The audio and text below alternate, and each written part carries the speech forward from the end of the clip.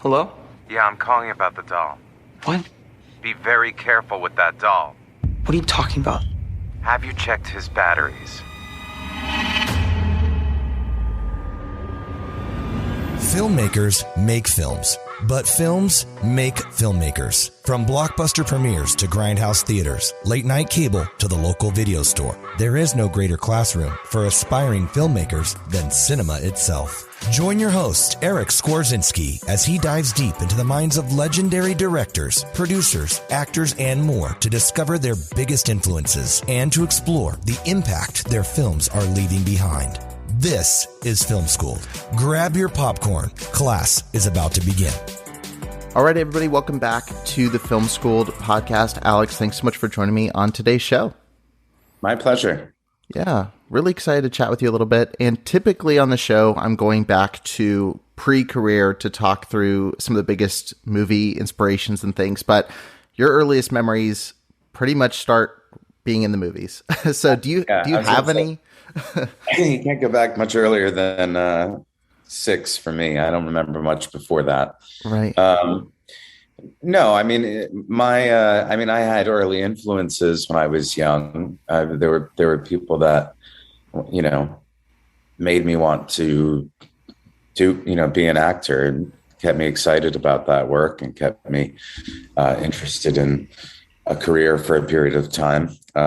But yeah, no, I don't have any memories before getting that role. Yeah. I mean, you were, what's interesting to me is, like, everybody asks you the question, were you scared of Chucky? Which your answer is always no. You were fascinated because you wanted to get into puppeteering and you were interested in all the mechanical side of everything. Did that come just from seeing it and becoming interested in it? Or did you have family or, people you were connected to who were passionate about that kind of thing?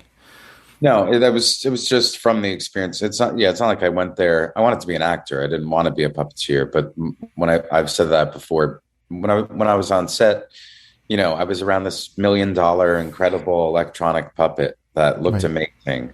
That was made by just such an artist in that field. So, there were like 7 guys that would operate him, and I wanted, I enjoyed getting my hands on the controller and moving his eyebrows and stuff like that. Like the whole process of doing it was interesting to me. And so was a lot of it. I mean, the writing intrigued me right from the beginning. I read that entire script. I basically taught myself how to read with the Child's Play 1 script, and I memorized every line, all of my lines, all of everybody else's lines, to the point where if someone like ad-libbed a little bit, I was the precocious 6-year-old saying, no, that's not how you say it. Right. And then just seeing the cameras and the lights and being on these incredible sets, and how many people went into it and flying first class to go out to LA. I mean, there was a lot about the whole thing that I was enamored by at that time. Right. Yeah. And that's, of course, why it wasn't scary. I mean, because I was very much part of the process of making Chucky look real.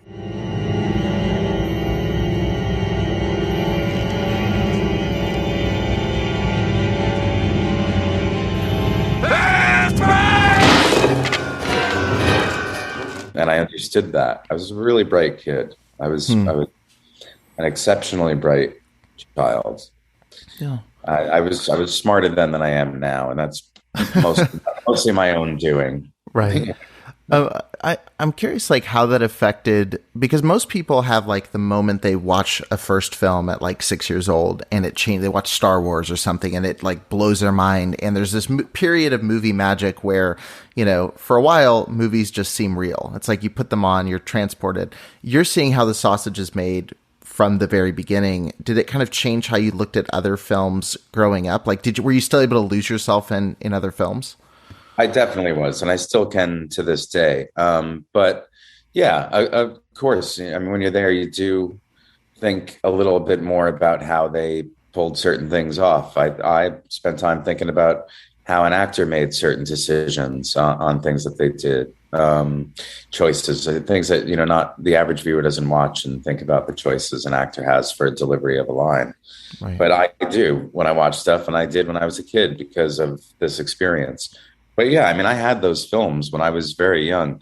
Uh, Back to the Future was like one of my absolute favorite things that existed. I loved Marty McFly so much, and so did every kid in the '80s. That was my age. But yeah, I mean, seeing magic in the films is what made what I was doing feel important, and felt like it was worth sacrificing a lot of my childhood to do something, because I was doing something important. Right. I understood that artistry is important. And yeah, that was, I mean, it was a blessing because it led to this incredible opportunity that has led to so many opportunities in my life. And just, ways of enjoying my life a little more than I probably certainly would have otherwise. So yes, it opened up the doors to a lot for me, just by embracing the quality of the importance of quality artistry. Yeah. But that also added a lot of pressure to me and to my life. I did always feel like after that, when you do something that's big and gains attention at a young age, there's a couple things that happen. There's many things that happen. But one of them is, you do feel a sense of responsibility to top or equal the importance of something that you did. And for a child, it's kind of hard to really grasp that. Most actors don't ever do anything better than their one big project their whole lives. So to start at a peak like that as a child, and then just getting so much like attention for it in life, even whether it was, I was recognized a lot when I was young. That luckily that changed. But even just when my dad would tell someone that I was in the movie, or when someone else would bring it up to someone, word of mouth, and then you have to be that guy for people. You kind of have to know that they're looking at you. They're looking at you differently than they're looking at everybody else, whether you want them to or not. I'm kind of getting off on a tangent, but my point being that, I think that the parts that are glorified about this business and that are exciting as a young actor, or as any actor, people who want to get into this kind of work, it's really impossible for even like a 30-year-old new actor to know what you're walking into if you get the success that you're looking for. And as a 6-year-old, my thought was I thought it would be fun to be in a commercial or something on TV. Like I saw a neighbor was on TV. I thought just to see my face on TV was the only goal. Well, it's such a crazy thing to have that career defining moment at 6, like you said. And what's fascinating to me listening to interviews with you is you are the person saying like, oh, thank goodness I went somewhere and nobody recognized me. So you've got this very grounded kind of approach at life. In a lot of child actors who do hit their height at 6 or 7 or even 11 or 12, it's a famous story that, eventually they're going to keep trying to chase excitement until, the only things left to chase aren't necessarily the most healthy things.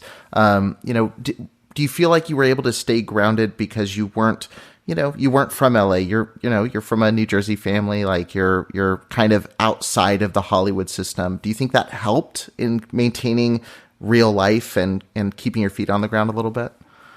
It absolutely, it did. I mean, but it also helped me have to wait tables for 17 years and helped me have to, bust my ass with little hustles here and there. And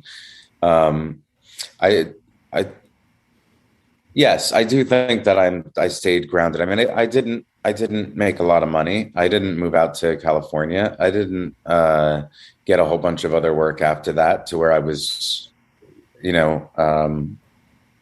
expanding my career like that. So yeah, after like years or so, 7, 8 years of auditioning. It just was exhausting. The attention, even when I had it, I didn't really want it, especially at that age. So it just became not fun for me anymore. So that was why I did it to begin with. I mean, I think first of all, anyone, and then when I was a kid, maybe you have higher expectations and dreams. But the reality at 40 years old, looking at it now, is anyone who gets into being an artist at any level should not expect money. should not expect fame. Right. Should not expect to really be rewarded that you got to live up to the highest of your potential. It's a very, very, very tough industry. And so that just made me not that excited about, ungrounding myself, if you will. Like I wanted to be a regular person. I didn't want to be, I didn't want to be looked at differently by other people. I didn't want to be, I don't know, like having a lot of materialistic things never really seemed important to me. I'd love to have my bills paid and not have the stress of being broke. Which is only like in the last couple of years, I'm kind of at that point, like where I'm not, like, I know my bills are going to be paid this month. I don't know that they're going to be paid 3 months from now, but I know that they're going to be paid now. And that is a little bit, it's encouraging to see that, the hard work of being Alex Vincent since I was 6 years old to everyone that I meet, it pays off enough that I can appreciate that without feeling like I'm not doing enough in my life with what I was given at 6 years old, which is a whole other side of things. When you peak young like that, you have to really be careful when you chase that. I mean, that's what you're talking about. That's how people get themselves into trouble. Like, I wasn't chasing that, but I would say that I've always been chasing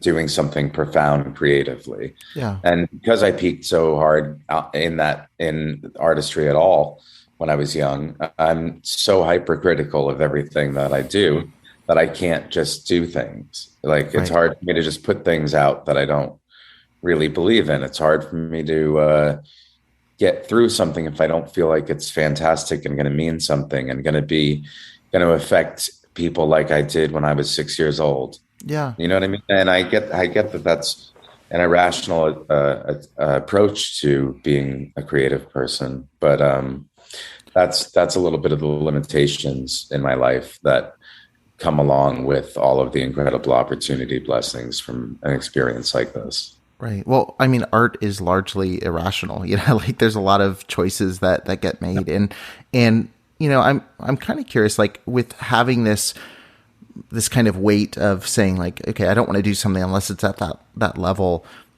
What gave you that trust in a Don Mancini? When he's giving you a call as an adult, you're now, this is in the rearview mirror. Like, after 2, you're pretty much sitting there going like, okay, that was a really cool, amazing peak of my career. That's awesome.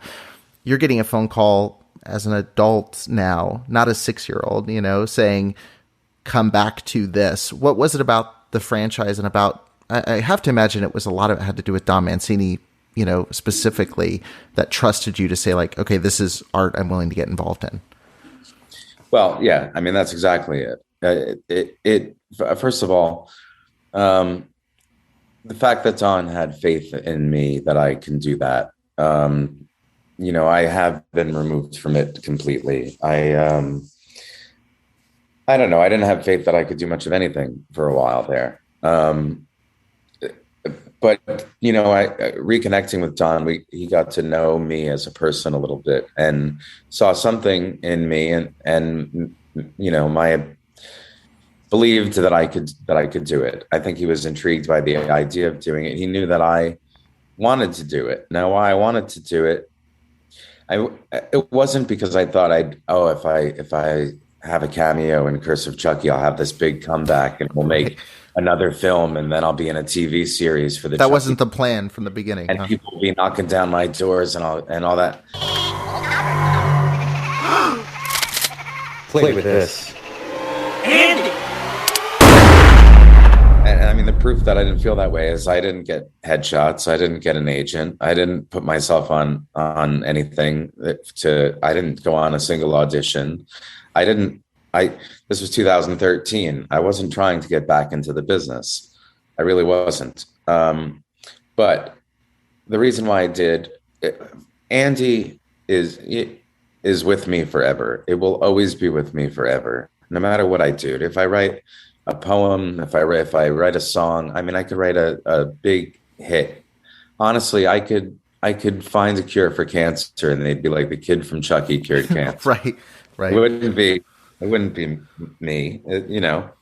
And that's okay, because I mean that's come with a lot of really great things in my life. So it took me a while for that to be okay, actually. But now that it is, the fact that Don, first of all, Don was a hero of mine when I was a kid. Like, I thought he was the coolest guy in the world. He was a writer. He wrote this incredible story, Chucky, that was shaping my life already at this point. And he gave me this incredible opportunity and this chance. And he was, I think, equally enamored with me. I was a bright, funny kid. We got along really great. He took me in his blue Alfa Romeo to see Back to the Future 2 in the theater.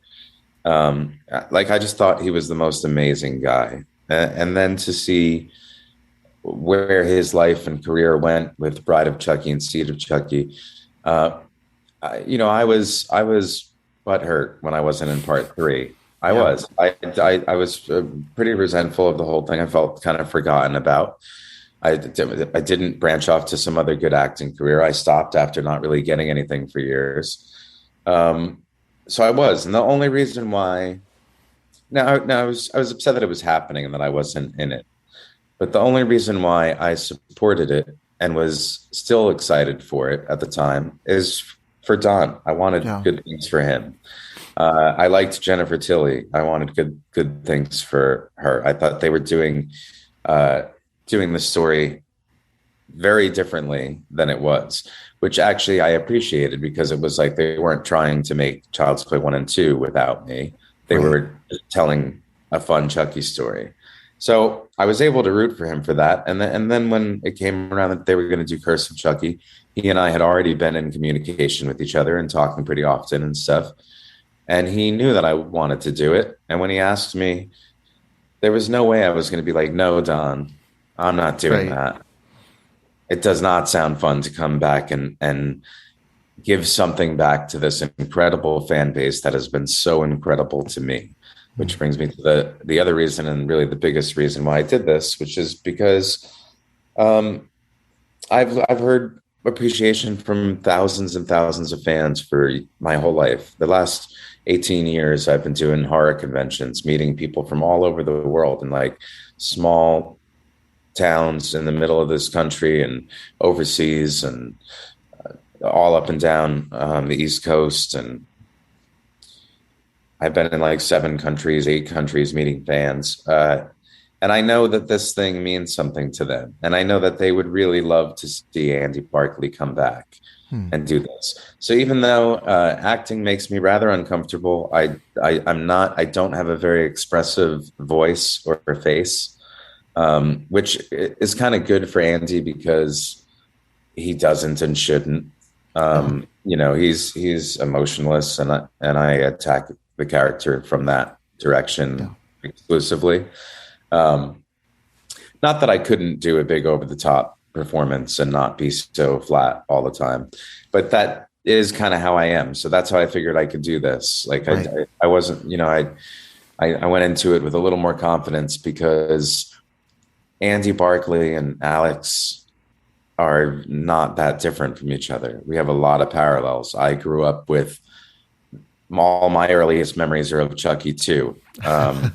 There were some traumatic parts of being involved in that film. There were some really, upsetting downsides to the whole thing. So while my life wasn't in danger, and my, babysitter wasn't murdered, and my mother wasn't institutionalized, it did send my life off in directions that were a result of that work. Yeah. And the responsibility of an adult at 6 years old, and the attention from that film. Not that it was a horror film, but I say it all the time. He told me he'd be my friend to the end, and he wasn't kidding. Right. It's been part of my life since I was a child, and it's the exact same thing for Andy. So, I think we kind of grew into very similar people. Yeah. I don't have a whole shitload of guns. Right. You don't have that. Okay. No, it's one of those things too, where like I think one of the reasons people put themselves into your shoes, I think when they're watching the films and the show and seeing the cameo, is like, I think because especially now that universe is so heightened and everything is dialed to an 11 in a way that like only a Don Mancini can really pull off. I think people can see you as kind of this anchor to that, even when you're not in a scene, like even in the new series. I haven't been able to watch last night's episode, but like your voice comes into play here and there. And like, it's just this cool thing in the background, knowing like, okay, this is still the same world, even though it's way, way out there now. And there's so many different storylines all merging together. Like there's this person that we resonate with, that many people grew up with, and they put themselves and say like, okay, that's going to be me, or that's my person that reflects reality in this fantastical kind of world. And I think that's a really cool place to be. I'm thrilled to be that person for this. I mean, this has meant so much in my life. So to be able to continue to still mean so much to the life of this franchise, that's more rewarding than anything else. I mean, it's the fans that have shown appreciation to me are appreciating me being involved in this show, and so maybe I don't have to. I don't have to be this big over the top character. I just have to be the damaged, tormented, vengeful degenerate that Andy Barclay. I'm curious, right before we go here into our kind of final section, I'm kind of curious because Fiona Dourif has really, for the last 3 projects has really been front and center. And it's one of the most fascinating things about the series, going from Brad to her. Did you know her at all when you were doing the early movies? I know she wasn't involved, but did you meet her, I'm assuming, kind of around the same period of life? Yes. Supposedly we met once. Well, neither of us remember. We were so young. She's my age. I'm only like 6 months older than her or something. Yeah. But we met back then, but no, I didn't really know her. Nor did I really know Brad. Because he was just doing voice. Yeah. It's interesting. She's been such a fascinating person to watch, and is killing it. She's amazing. Absolutely incredibly good. She's my favorite actress on the show. Chucky, he split his soul into pieces. Ade beaucoup, Gambella. Give me all the power I beg of you! But one of those pieces is inside me, but I'm still here too. Wait.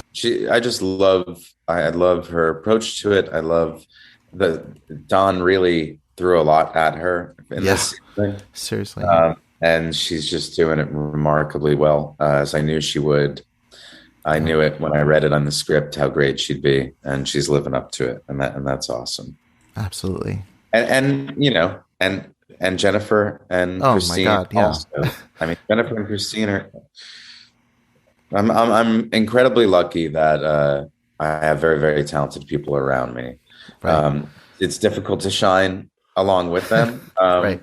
Well, especially Jennifer Tilly, who's as iconic as Chucky at this point. She was so great last night. She was, some of her lines were just, I absolutely loved every bit of it. So I can't wait to watch them again. Even Christine, seeing that from Child's Play 2, like that's such a cool reunion to see happen. And she is my big sister in real life. Yeah. She's one of my absolute best friends. I talk to her every day. and we have for the last decade.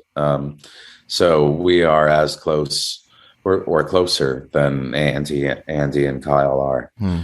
So yeah, it was great to work with her. Hopefully I get to do more. Yeah, definitely. Someday, who knows? You never know. We could do something together. We've been thinking about. We're both writers, so we'll see. Maybe we'll do something fun. I think we might try to do a podcast kind of thing, actually, recapping this season of Chucky and interviewing other cast members. We're going to try to do that. Well, you have one listener who would be tuning in for sure. I think that would be awesome. I love listening to two of you talk back and forth. I know we're here at the end of our time here. I want to move us into kind of a quick rapid round and ask you a couple quick questions. Number one, if you were given the green light to remake any film, what would you choose and why?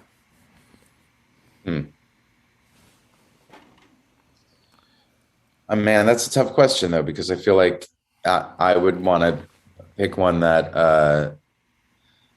I didn't think was done well, and that's why it should be remade. You know, I'm not really always that keen on remaking.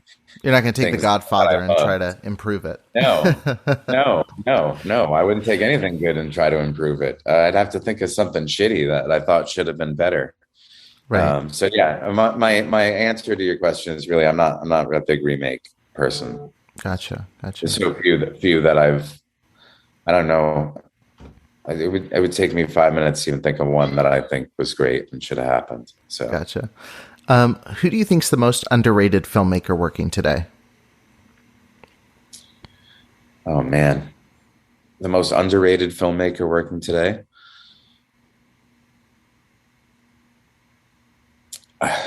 You know, fortunately, the filmmakers that I like seem to get the recognition that they deserve.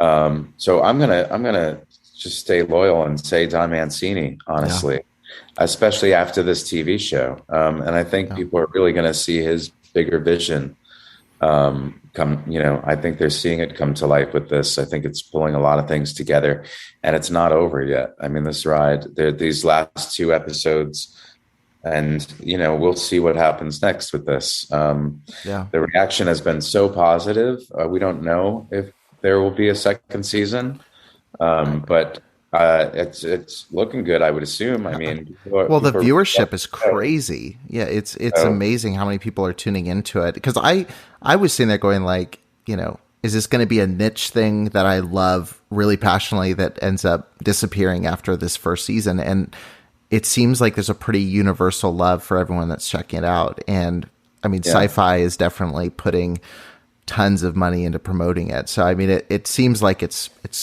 seems like there's good signs for a season 2. Fingers crossed. I think so. Yeah. And I mean, you know, he has gotten recognition over the years, but he's also, by his choices to stay very loyal to his vision, he lost a lot of people that weren't willing to come on such a wild ride with him. And I think he knows that he takes those chances. And that kind of integrity, I can't help but respect. Yeah. And not only that, you know, seeing the big picture of all of this. I mean, I went back and watched Seed of Chucky, which I know gets a lot of shit from a lot of people. And I watched it recently and I was like, this is fucking brilliant. Like it's just something new. He just constantly is trying something new. And it's, what's crazy to me is just seeing him elevate his craft each and every project, where like Cult of Chucky is such a crazy swing, and I think it hits really well. Like that's one of my favorite in the series. But like now watching the new show, it's like he's doing all these cool split diopter shots on a TV show with like this crazy De Palma-esque cinematography through every single scene, and you see those influences of Carrie and that pour into the show, and it just feels big. It just feels like a huge movie. He is so educated on film. I mean, he can rattle off information, you know, kind of like Tarantino, how he can tell you what's on the back of a VHS cover from 1985. Like he's got that like incredible ability to absorb everything, which I think is what's made his work so interesting. Yeah. What's a movie your diehard fans would be surprised that you enjoy? Movie my diehard fans would be surprised that I enjoy.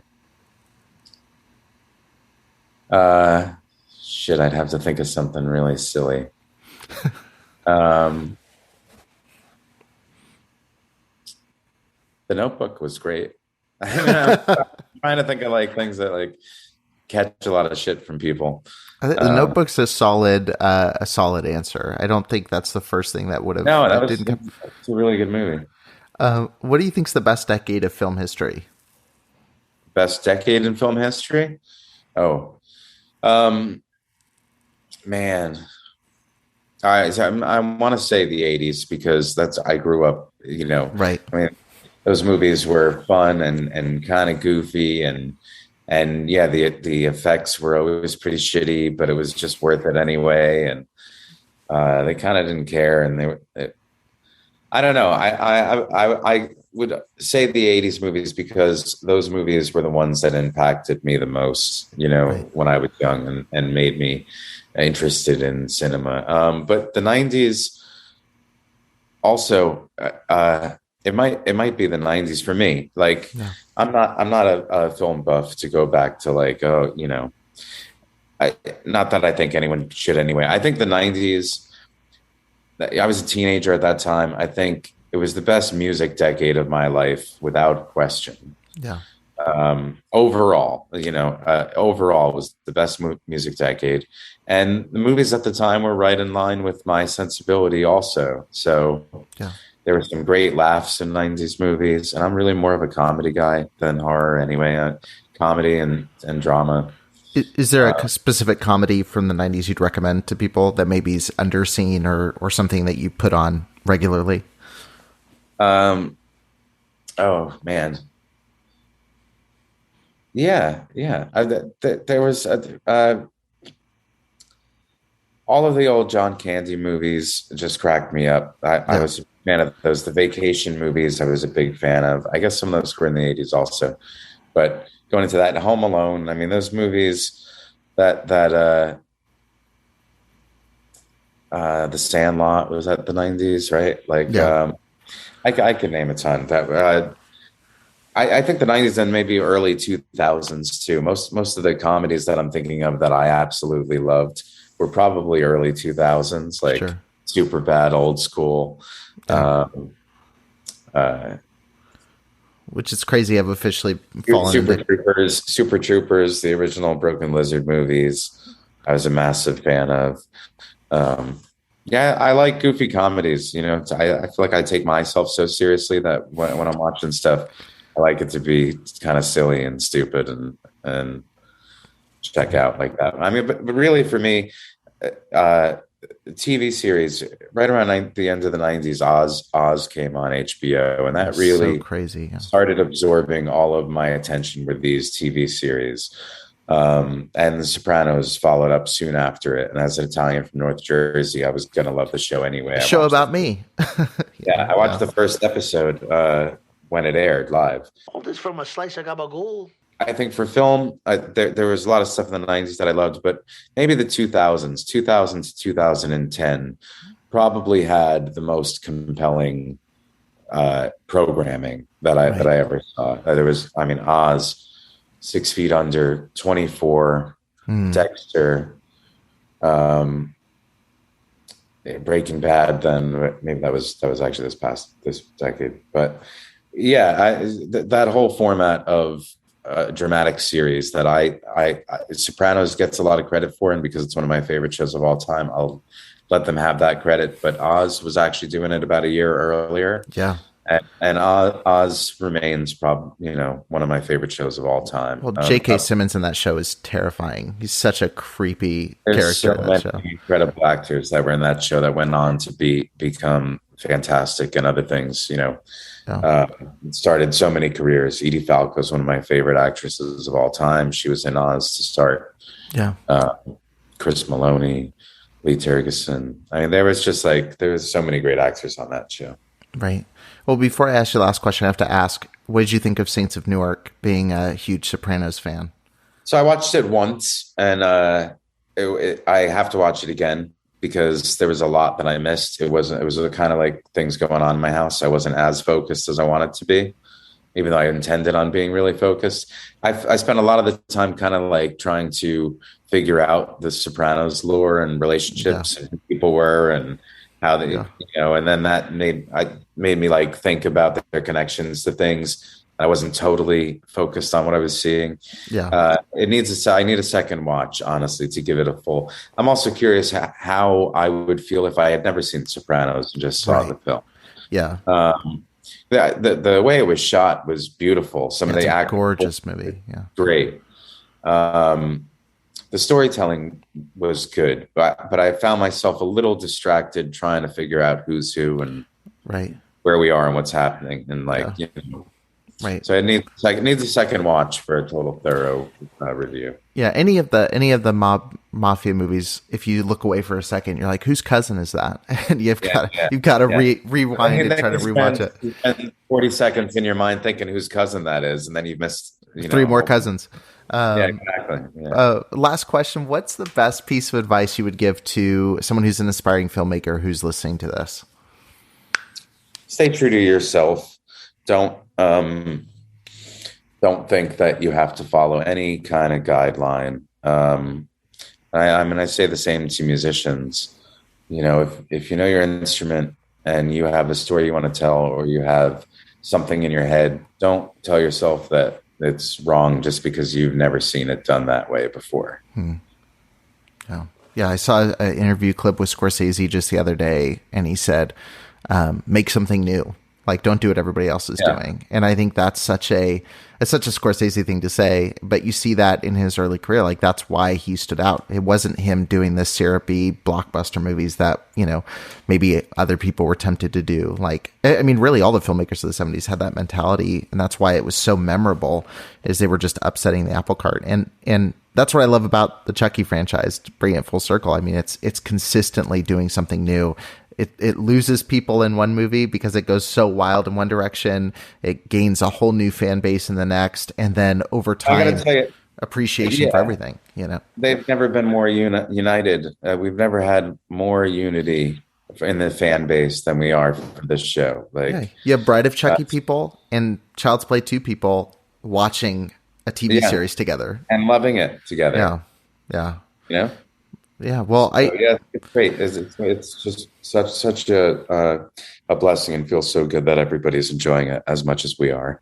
Yeah, it's huge. It's really been awesome, and I'm loving seeing people enjoy it as well, because it's nice to see horror fans not blowing each other up on Twitter. So it's nice to see a united front on this. We're all getting along for once. It's lovely. Yeah. Chucky did it. So thank you so much. I know we went a little bit over, but I really do appreciate you taking the time to talk through this. Thank you so much for your career, for the work you've done, for the series. And I am, knocking on wood, hoping we get a season 2, because it's phenomenal storytelling. So. Oh, and now I'm getting a call. There's Dawn, season 2. You heard it here first. No, just kidding. All right. No, I wouldn't know that. No, thanks so much, man. Appreciate it. Thanks for listening to the Film School podcast. If you appreciated the content on the show, don't forget to leave a 5-star review and hit subscribe so you won't miss a single episode.